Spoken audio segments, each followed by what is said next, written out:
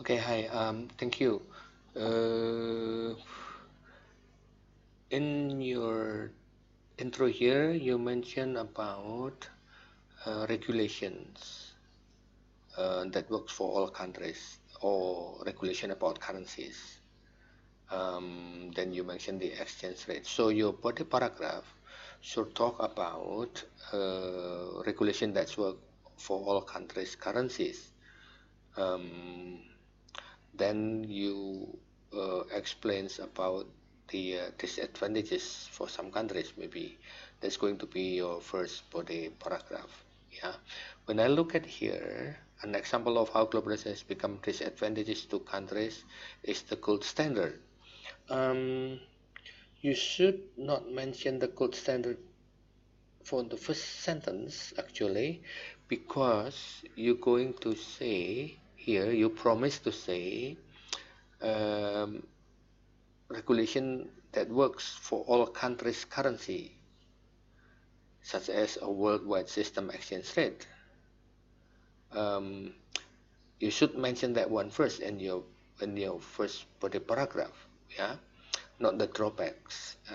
Not here. The gold standard was where currency made, and so on and so on. It's very good that you give an example here about Britain. Uh, this is about the standard of wealth and suspend gold uh, convertibly and so on. Um, I know this is about exchange rate, but this paragraph should refer to your intro. Yeah, so you should say or explain first about regulation that's work in all countries currency.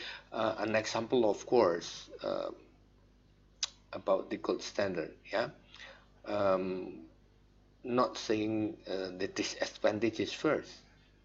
Yeah, here exchange rate first. Such regulation may have drawbacks.